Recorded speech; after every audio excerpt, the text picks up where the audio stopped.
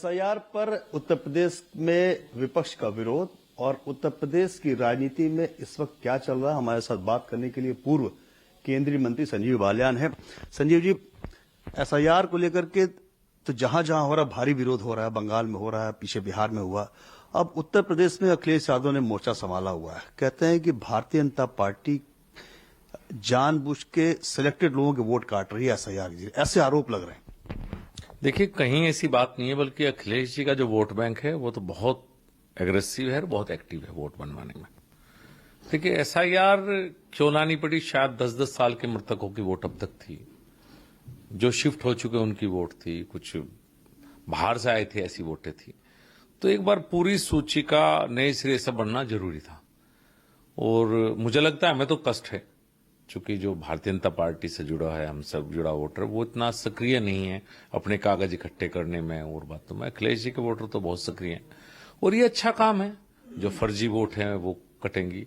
देखिए, असली वोट किसी की नहीं कट सकती इस देश में, ये तो अखिलेश यादव जी को पता है। ठीक है, कई बार विरोध करने, विपक्ष में होने की वजह से विरोध करना पड़ता है, वरना अखिलेश यादव को पता है कि जो असली वोट है वो किसी की कोई नहीं काट सकता। आपने कहा कि हम लोग सक्रिय नहीं, शायद इसीलिए योगी आदित्यनाथ जी ने, मुख्यमंत्री जी ने कहा कि 4 करोड़ वोट कट रहे हैं जो कटने नहीं चाहिए। इस पर भी बहुत हुआ कि भाई 4 करोड़ वोट कट जाएंगे। मुख्यमंत्री ने ऐसे कहा कि मतलब अधिक से अधिक लोगों को जोड़िए, ये अभियान चलाने की बात कही, या कुछ और मतलब था? नहीं, बात ठीक है आपकी। देखिए, एक समाजवादी पार्टी के द्वारा तो एक भ्रम फैलाया गया, विशेष रूप से अल्पसंख्यक मतदाताओं में, कि अगर वोट कट गई तो नागरिकता, पता नहीं क्या क्या कहा गया। तो उसकी वजह से जो मुस्लिम मतदाता है वो बहुत सक्रिय रहा वोट बनवाने में। और अगर आप देखेंगे, मैं अपने क्षेत्र में देखता हूं या पूरे पश्चिम उत्तर प्रदेश में, तो वो करीब करीब अपना काम पूरा कर चुके हैं। बहुत से लोग ऐसे हैं, जैसे मेरे गांव के बहुत से लोग हैं जो बाहर नौकरी करते हैं, कोई दिल्ली है, कोई हैदराबाद है, किसी ने भी अब तक अपने कागज नहीं भेजे हैं। हमारे यहां ज्यादातर वोटें रुकी पड़ी हैं, हम लोगों के सक्रिय ही नहीं है, उन्हें हम इसका महत्व ही नहीं समझ रहे कितना महत्व है। मतलब बीजेपी नेताओं को ये महसूस हो रहा है कि जो उनका वोट बैंक है वो पीछे रह जा रहा है। हाँ, ये सच है, ये कड़वी सच्चाई है कि हमारे लोग इसमें पीछे हैं। जो भारतीय जनता पार्टी समर्थित वोटर कह सकते हैं वो इसमें पीछे है, और समाजवादी पार्टी समर्थित वोटर इसमें आगे। अच्छा सर, इसके अलावा अब चुनाव की बात होने लगी है उत्तर प्रदेश में। नया बीजेपी अध्यक्ष प्रदेश का बन गया, राष्ट्रीय अध्यक्ष ही बन गया। तो उत्तर प्रदेश में क्या पूरी तरीके से आने वाले चुनाव जाति आधारित होने वाली है? जो आपकी पार्टी का परफॉर्मेंस एंड डिलीवरी की पॉलिटिक्स है, क्या वो जाति पे पूरी तरीके से भारी पड़ रही है? देखिए, पहली बात तो बहुत, आपने जाति आधारित अध्यक्ष बनाया उत्तर प्रदेश में, ये तो नहीं कह सकते। पंकज चौधरी जी 7 बार के सांसद हैं और कुछ उन नेताओं में से एक हैं जो सांसद के साथ साथ जिला पंचायत अध्यक्ष भी बनाते रहे। अपना सरकार किसी की हो, महाराजगंज में जिला पंचायत अध्यक्ष हमेशा पंकज चौधरी बनाते रहे। तो इससे उनकी रूट लेवल पर जो काम करता है, जो भी राजनीतिज्ञ है, वही जिला पंचायत अध्यक्ष बना सकता है। तो पहली बात तो जमीन से जुड़े हुए नेता हैं और सीनियर आदमी है। ये नहीं कह सकते कि, मुझे लगा उत्तर प्रदेश में से जो कुछ ही सीनियर लोग हैं उनमें से राजनीतिक रूप से पंकज चौधरी एक है। तो के जाति है क्राइटेरिया रही है, जाति उत्तर प्रदेश में होती है, हम उसे इंकार नहीं कर सकते, लेकिन ये कहना कि जाति एक क्राइटेरिया, मैं ऐसे नहीं मानता। वो डिजर्व करते थे, वो बहुत सीनियर पॉलिटिशियन है और अपनी जड़ों से जुड़े हुए नेता है। मैंने उनके साथ काम किया, 10 साल हम पार्लियामेंट में साथ रहे हैं। बहुत शांत स्वभाव के व्यक्ति हैं, सबकी सुनते हैं। तो मुझे लगता है कि बहुत अच्छी चॉइस है, इसमें ये नहीं कहा जा सकता। हाँ, दूसरी बात जो आपने कही, डेवलपमेंट तो ही, लेकिन उत्तर प्रदेश की राजनीति जाति आधारित है, इससे कोई इंकार नहीं कर सकता। ठीक है, चाहे हम आपके सामने कहीं मर ना गए, लेकिन ये सच है कि उत्तर प्रदेश की राजनीति में जाति का अपना एक महत्व है। डेवलपमेंट, लॉ एंड ऑर्डर, इन सब चीजों का जो अच्छा एक मॉडल भारतीय जनता पार्टी मोदी जी के आने के बाद हर प्रदेश में डिलीवरिंग सिस्टम जो अच्छा हुआ है, देश बेहतर हुआ है, उसका एक बड़ा रोल है।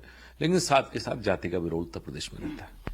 अच्छा बालियान जी, जैसे ही अध्यक्ष बने तो उनको, मुझे लगता है कि प्रदेश ने गिफ्ट के तौर पे ब्राह्मणों की एक सभा दी। बड़ा विवाद हो रहा है कि ब्राह्मण ने सभा कर ली। तो ये जो अलग अलग ऐसी सभा हो गई, कहीं राजपूतों की सभा हो गई, फिर अगड़ा पिछड़ा, अभी से बड़ा विवाद होने लगा। तो उत्तर प्रदेश में खासकर भाजपा के लिए ये सब चीजें बहुत परेशान करने वाली नहीं है? देखिए, ज्यादा शोर मच गया इसलिए परेशान करने वाली लग रही है मुझे। इससे पहले भी शायद 2 मीटिंग हुई थी विधायकों की, कुटुंब के नाम पे एक बैठक हुई थी, एक हुई थी, उसमें तो कहीं कोई चर्चा इस तरह की मुझे दिखाई नहीं थी कि वो इस तरह की बात हो।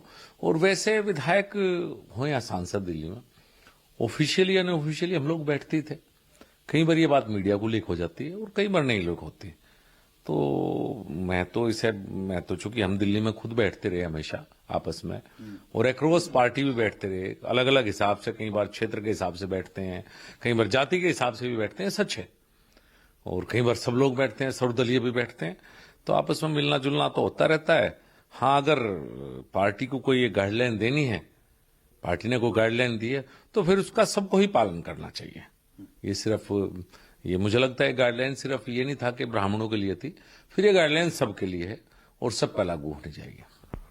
क्या चुनौती लग रही है आने वाले समय में, क्योंकि जिस तरीके से आप लोगों को लोकसभा में डेंट लगा, जिस वजह से भी लगा, अब फिर से एक नया विवाद शुरू हुआ, तो उत्तर प्रदेश क्या में भाजपा में सब कुछ ठीक ठाक चल रहा है? 2026 में नगर निगम के चुनाव है, फिर 27 में विधानसभा के चुनाव है। समाजवादी पार्टी अभी से कह रही है कि सरकार वो बनाएंगे इस बार, और भाजपा में अंदरूनी गड़बड़ियों की लगातार खबरें आ रही हैं। आप अच्छे नेता रहे हैं, मंत्री भी रहे हैं, आपको क्या लगता है क्या सबसे बड़ी चुनौती है उत्तर प्रदेश में? देखिए, हम लोकसभा में आ रहे हैं, इसमें कहीं कोई दो राय नहीं है, और इसका बहुत बड़ा सेटबैक पार्टी को भी लगा है, उम्मीद नहीं थी किसी को भी। उसमें बहुत से कारण रहे होंगे, क्योंकि मैं स्वयं भी चुनाव हारा हूं और मेरे जैसे 43 लोग और आ रहे हैं, तो सबके कुछ कारण कॉमन हैं और कुछ कारण अलग अलग हैं। ये जरूर है कि कारण क्या रहे, उनमें पार्टी में जरूर मंथन होना चाहिए। आगे आने वाला विधानसभा चुनाव बहुत महत्वपूर्ण है। उत्तर प्रदेश सबसे बड़ा प्रदेश है और भाजपा की जड़ें बहुत गहरी है। मोदी जी जैसा नेतृत्व तो हमारे पास है, लेकिन एनालिसिस तो होना चाहिए, कहां कमी रही, कहां गलती रही, उसी से तो वो सुधार होगा भविष्य में। हम नहीं चाहते कि विधानसभा में कोई नुकसान हो, तो एक एनालिसिस हो जाए कि कहां किसकी गलती थी, एक जिम्मेदारी तय हो जाए, और फिर पार्टी मजबूती के साथ एकजुट होकर आगे बढ़ेगी। भाजपा जब एकजुट होकर मोदी जी के नेतृत्व में चुनाव में जाएगी, तो फिर भाजपा को उत्तर प्रदेश में कोई नहीं हरा सकता।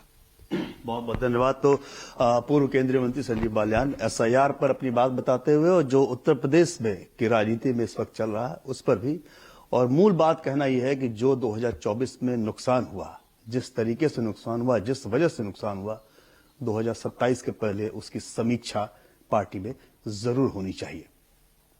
कैमरामैन रफीक के साथ प्रशांत देव, न्यूज़ 24 दिल्ली।